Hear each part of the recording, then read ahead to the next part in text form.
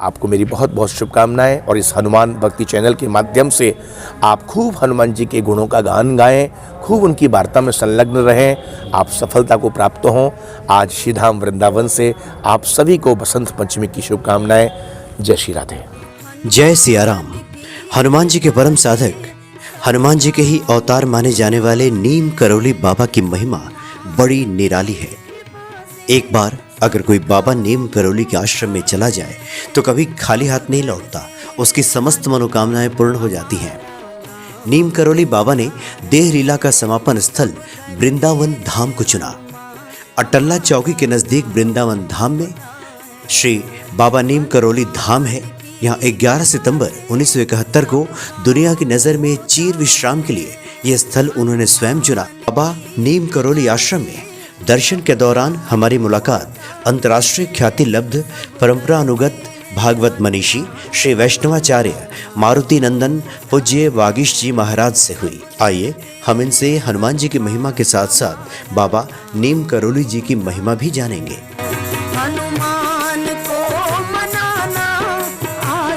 जय सिया राम। सब सुख लहे तुम्हारी शरणा, तुम रक्षक काहू को डरना। और इस वक्त बाबा नीम करौली जी के आश्रम में हम मौजूद हैं। ये वृंदावन का पावन धाम है। बाबा नीम करौली जी जो कि साक्षात हनुमान जी के अवतार थे और हमारे सामने काफ़ी मशहूर संत आपके सामने उपस्थित हैं और एक ऐसे परिचय के मोहताज नहीं हैं। आप सो विख्यात भागवत कथा आचार्य हैं श्री मारुति नंदन वागीश जी हमारे सामने उपस्थित हैं और आज हम आचार्य जी से हनुमान जी की महिमा जानेंगे। आचार्य जी, चूँकि इस कलयुग में हनुमान जी को साक्षात देवता कहा गया है और ये भी कहा गया है कि उनकी पूजा आराधना से सब सुख मिल जाता है, सब सुख लहे तुम्हारी शरणा। तो क्या ये माना जाए कि हनुमान जी की पूजा आराधना से इस जीवन में सब संभव है? लोकाभिरामम रणरंगधीरम राजीव नेत्रम रघुवंशनाथम कारुण्य रूपम करुणाकरंतम श्री रामचंद्रम शरणम प्रपद्ये। आज यहाँ हमारा आपका सौभाग्य है जी कि वसंत पंचमी के पावन पर्व पर यहाँ श्री धाम वृंदावन में सिद्ध संत श्री नीम करौली बाबा जी महाराज के पावन सानिध्य में हम श्री हनुमान जी का ही गुणगान गाने के लिए समुपस्थित हैं जी। और जैसा कि मेरे से यहाँ अभी जिज्ञासा की है, इस कलिकाल में वर्तमान में सब सुख लहे तुम्हारी शरणा, तुम रक्षक काहू को डरना। श्री हनुमान जी का कुछ गुणगान किया जाए जी। ऐसी कौन सी महिमा है जिन हनुमान जी का आश्रय लेकर के हमें संपूर्ण सुख प्राप्त हो जाते हैं और हमारा जीवन धन्य हो जाता है? उसका एक मूल कारण क्या है? जी आपको कह दूं, मूल कारण है जैसा कि हनुमान जी का नाम है। सबसे पहले हम उनके नाम से ही आगे बढ़ें। जी। वो हनुमान हैं। और हनुमान हनुमान क्यों है? हनुमान हनुमान इसलिए हैं जिसने अपने मान का हनन कर दिया, वो हनुमान है। एक इंसान में और एक हनुमान में यही तो एक भेद है जी। एक इंसान को, एक मानव को पग पग पर, कदम कदम पर, हर क्षण हर पल मान चाहिए, सम्मान चाहिए, रेस्पेक्ट चाहिए, एप्रिसिएशन चाहिए। हर इंसान चाहता है कि मेरे गुणों को गाया जाए, मेरी महिमा को मंडित किया जाए, हर इंसान। लेकिन एक दूसरी तरफ हनुमान जी हैं, उनका नाम है हनुमान, जिन्होंने अपने मान का ही हनन कर दिया। वो कभी स्वयं अपने आप को मान देना नहीं चाहते। इसलिए मैं कहता हूं कि एक सच्चा वैष्णव कौन है जी। सच्चा वैष्णव, सच्चे वैष्णव की परिभाषा क्या है? वहां श्लोक आता है, तृणादपि शुनि चेन तरोरिव सहिष्णुना अमानीनो मानदेनो कीर्तन्य सदा हरि। जो तिनके से भी छोटा बन जाए, दूसरों को मान दे, स्वयं अमानी बन करके, ये है एक सच्चे वैष्णव का लक्षण। और हनुमान जी कौन है? जो एकादश रुद्रावतार है। हनुमान जी कौन है? एकादश रुद्रावतार। और रुद्र कौन है? शिव कौन है? बोले वैष्णवानाम यथा शंभो। वैष्णवों में जैसे शंभो यानी भगवान शंकर, वही शिव ही, महादेव ही एकादश रुद्र अवतार के रूप में, हनुमान जी के रूप में यहाँ अवतार लेकर के आए। जी जी। अब बात आई है सब सुख लहे तुम्हारी शरणा। ऐसा क्या कारण है? उसका एक ही कारण है, सबसे बड़ी बात,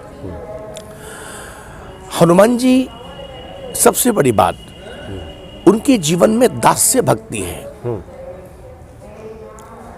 वो कभी अपने आप को स्वामी नहीं कहलवाते, वो कभी अपने आप को मालिकपन का अनुभव नहीं करते। आज के वर्तमान एक इंसान, एक मानव में यही भावना रहती है कि वो एक दास बनना पसंद नहीं करता, वो चाकर बनना पसंद नहीं करता, वो सेवक बनना पसंद नहीं करता, वो मालिक बनना पसंद करता है। जबकि हनुमान जी महाराज कभी अपने आप को स्वामी नहीं, वो तो एक ही बात कहते हैं, मैं सेवक रघुपति पति मोरे, सीताराम चरण रति मोरे। सीताराम चरण रति मोरे, सीताराम जी के चरणों में मेरी रति बढ़ती चली जाए उत्तरोत्तर, और मैं भगवान का सेवक और भगवान मेरे स्वामी। मैं तो ये कहता हूँ, एक यहाँ बीच में एक प्रासंगिकता मैं कहूँगा, यद्यपि जो एक अभिमान है, अभिमान माने ईगो, जिसे आप ईगो कहते हैं, ये एक नैसर्गिक स्वभाव बन गया है एक इंसान का। छोटी छोटी बातों को लेकर के वो अपने आप में ऐसा ईगो को लेके बैठ जाता है, अभिमान को लेके। और मैं कहता हूं कि अभिमान भगवान का आहार है, भोजन। भगवान आपकी हर बात पसंद करते हैं, हर चीज सहन कर सकते हैं, लेकिन आपके अभिमान को भगवान सहन नहीं करते। वो गर्व को हरण करने वाले हैं, गर्वापहारी हनुमान। तो यहाँ पर कोई भी अभिमान, कोई भी ईगो हमारे जीवन में आएगा, चाहे वो धन का हो, चाहे बल का हो, चाहे ऐश्वर्य का, चाहे प्रतिष्ठा का, चाहे पद का, वो आपको पतन की ओर ले जाएगा। लेकिन एक अभिमान आ गया, और वो अभिमान कौन सा है? रामचरितमानस गोस्वामी तुलसीदास जी महाराज, अस अभिमान जाहि जन भोरे, मैं सेवक रघुपति पति मोरे।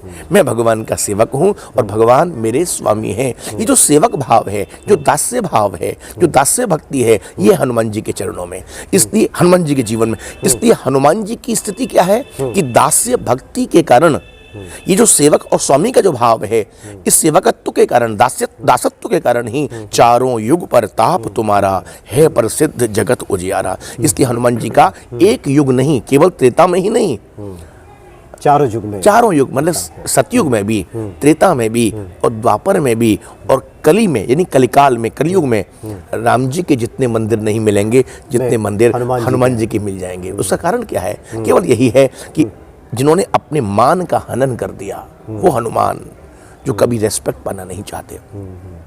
दूसरी बात मैं अक्सर कहा करता हूं कि भाई सीधी सी बात है, आज वर्तमान परिवेश में पूरा जनमानस, एवरीबॉडी, कभी ऐसा मत विचार करना कि स्त्रियों को हनुमान जी का स्मरण करना चाहिए कि नहीं करना चाहिए, हनुमान जी का पाठ करना चाहिए, हनुमान जी का आराधना करनी चाहिए नहीं चाहिए। मैं तो कहता हूं प्रत्येक मानव मात्र को हनुमान जी का आश्रय लेना ही चाहिए। बिना उनके आश्रय के, बिना उनके शरणागत हुए हमें भगवत प्राप्ति हो ही नहीं सकती है। जी जी। हनुमान जी की कृपा से ही गोस्वामी तुलसीदास जी महाराज को राम जी की कृपा मिली है, तभी उन्होंने रामायण का लेखन किया है। यदि हनुमान जी ना आते तो आज घर घर में रामायण अमर नहीं हो पाती, वो हनुमान जी की कृपा है। दूसरी बात, जिसको भी भगवान मिले वो हनुमान जी की कृपा से मिले। सुग्रीव को मिले प्रभु श्री राम तो हनुमान जी की कृपा से। भरत लाल जी को 14 वर्ष के बाद जो समाचार देने वाले हैं वो कौन है? श्री हनुमंत लाल जी हैं। अशोक वाटिका में जानकी जी को जो मुद्रिका लेकर के आए हैं वो कौन? श्री हनुमान जी महाराज हैं। यानी भगवान का साक्षात्कार कराने वाले, मिलाने वाले वो कौन है? हनुमान। इसलिए हनुमान कौन है? और श्री गुरु चरण सरोज रज, इसलिए हनुमान जी को गुरु कहकर के संबोधन किया, गुरु कहा। हनुमान चालीसा का हम लोग पाठ करते हैं, हनुमान चालीसा का पहला शब्द है श्री गुरु चरण सरोज रज। गुरु कौन? हनुमान जी इसलिए गुरु हैं, इसलिए गुरु हैं क्योंकि राम से मिलाने वाले हैं। जो जो शरण में आया हनुमान जी के, राम जी से मिला दिया। विभीषण शरण में आया, जब विभीषण के द्वार पर पहुंचे, लंका में पहुंचे, तो हनुमान जी ने कितनी प्यारी बात कही, बोल विभीषण तू मेरी माँ से मेरे को मिला दे। मैं बड़ा शॉर्ट कह रहा हूं आपको। हनुमान जी कहते हैं, अरे विभीषण तू मेरी माँ से मेरे को मिला दे और मैं तेरे को वचन देता हूं पिता से मैं तेरे को मिला दूंगा। हम सबके माता पिता कौन है? श्री राम, माता जानकी। चले राम मिलाए राजपद दुल्हा। आप देखिए सबसे बड़ी बात केवल यही है। इसलिए गोस्वामी तुलसीदास जी ने रामचरितमानस में, रामायण में जहाँ 7 कांड लिखे, उन 7 कांडों में जहाँ हनुमान जी के गुणों को गाया, उस कांड का नाम सुंदर कांड। क्यों? हनुमान जी तो बंदर रूप है, सुंदर नहीं, वो तो बंदर है, आप समझिए। लेकिन जहाँ उन बानर स्वरूप हनुमान जी के गुणों को गा रहे हैं, उस कांड का नाम सुंदर कांड। क्यों? सुंदर कौन है? अरे रूप से सुंदर होना ये तो एक व्यावहारिक सांसारिक चर्चा है। सुंदर कौन है? बोले जिसके पास गुणों का खजाना है, जिसके पास भक्ति का खजाना है, वो है सुंदर। हनुमान जी कौन है? आहा, वो तो नान्यास प्रहार रघुपते हृदय मदीये सत्यम बदामि च भवान अखिलांतरात्मा भक्तिम प्रयच्छ रघुपुंगव निर्वराम में कामादिदोष रहितम गुरु मानसम च। जहाँ भक्ति से लबालब है, राम नाम में ही जब देखो तब उठते बैठते चलते फिरते, दिन में रात में भीतर बाहर, हर स्थिति परिस्थिति में केवल राम नाम राम का सुमिरन करना हनुमान जी की। इसलिए मैं कहता हूं कि कोई आज भी कलयुग में सुंदर कांड का आश्रय ले ले तो उसके जीवन के जितने भी कांड हैं वो सब सुंदर बनते चले जाएंगे। चाहे उसका बालकांड हो, बालकांड माने उसकी बाल अवस्था, जो बचपन है, जो जीवन की शुरुआती दौर है, जो उसका बचपन है, जो बाल्यकाल है, वो सुंदर हो जाएगा, वो बालकांड है। अयोध्या कांड क्या है? उसकी युवा अवस्था है। सुंदर कांड का आश्रय लेगा तो उसकी यौवन अवस्था सुधर जाएगी। उत्तन कांड क्या है? बोले जीवन का जो एक अंतिम पड़ाव है, जो अंतिम उत्तर अवस्था है, अंतिम जीवन की मृत्यु अवस्था है, वो सुंदर कांड के माध्यम से सुंदर बनती चली जाएगी। यानी कैसा भी जीवन में कोई भी अड़चन भी हो तो सुंदर कांड का आश्रय लेने से उसकी सारी उसकी दुविधाएं मिटेंगी और सारे जीवन के पड़ाव एकदम सुंदर होते चले जाएंगे और वो लक्ष्य को पा जाएगा। ऐसे हैं श्री हनुमंत लाल जी महाराज। इसलिए मुझे याद आ रहा है कि राम जी ने अपना एक चरण, आप देखिए पूरी कथा में उस विश्लेषण में नहीं जाऊंगा क्योंकि समय का अभाव है। राम जी ने अपना एक चरण लखन को दिया, अपने छोटे भाई को दिया। यानी दक्षिण चरण, सीधा चरण सेवा के लिए किसको दिया? लक्ष्मण जी, छोटे भाई लक्ष्मण को दिया। अपना बायां चरण अपनी ही जो धर्म पत्नी है, जो माता जानकी हैं, वो बायां चरण सेवा के लिए माता जानकी जी को दिया। ठीक है। लेकिन आश्चर्य कितनी बड़ी बात है कि राम जी ने कह दिया, बोले लखन, अरे ओ जानकी, जब सामने से तुम दोनों कोई नहीं रहेगा तो इन दोनों चरणों की सेवा अकेला हनुमान करेगा। दक्षिणे लक्ष्मण और यस्य बामे च जनकात्मजा पुरतो मारुतिर्यस्य तम वंदे रघुनंदनम। दायां चरण लखन को, बायां जानकी को, उभय चरण आज हनुमान जी महाराज को दे दिए। कितने सौभाग्यशाली हनुमंत लाल जी महाराज। क्यों?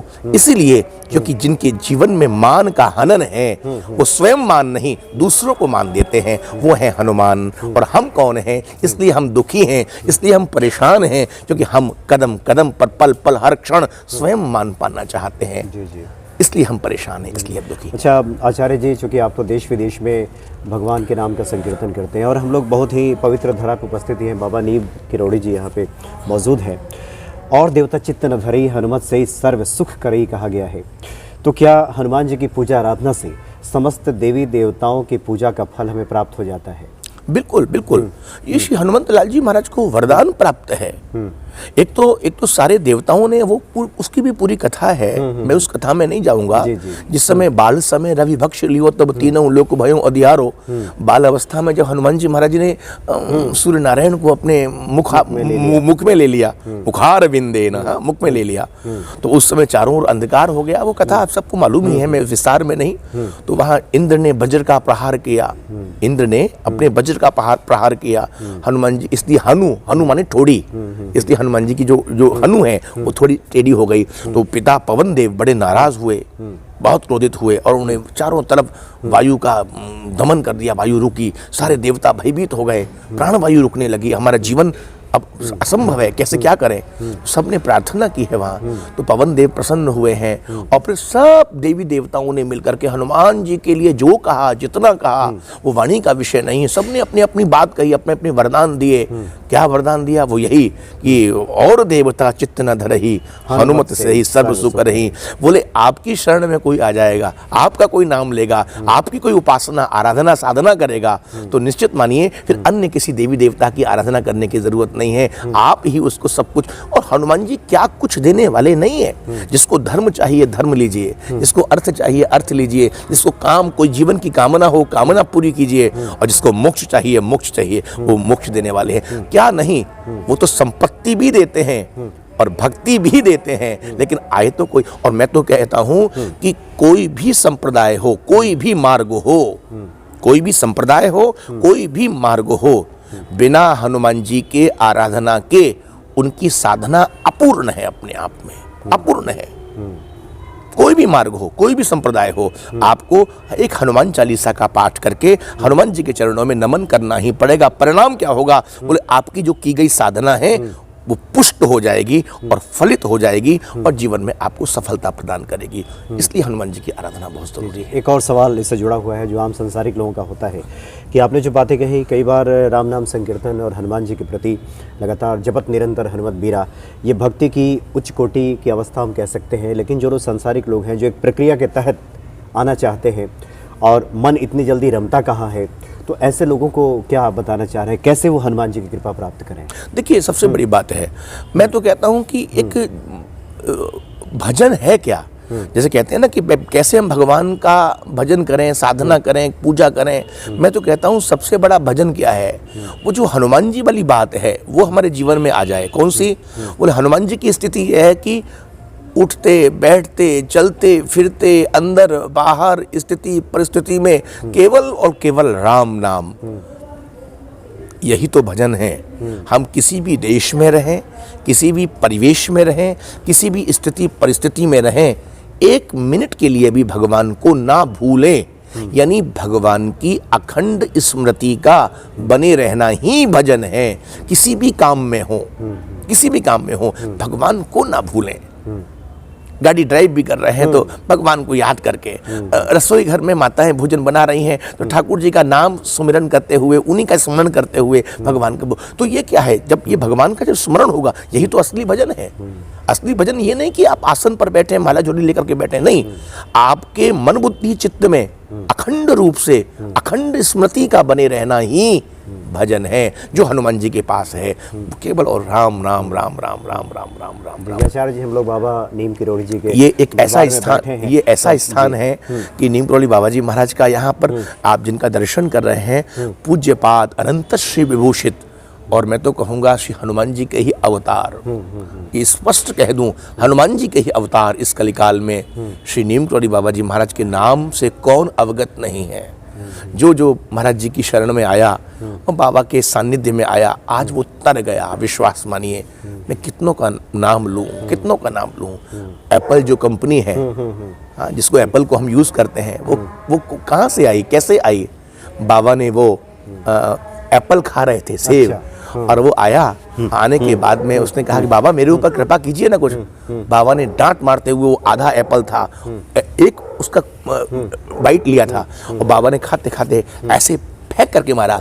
जब आता है कहता है कि मेरे ऊपर कुछ कृपा करो, चल भाग यहाँ से, चल भाग यहाँ से। और वो कटा हुआ एक बाइट जो एप्पल था, आप देखिए, उसको फेंक के मारा।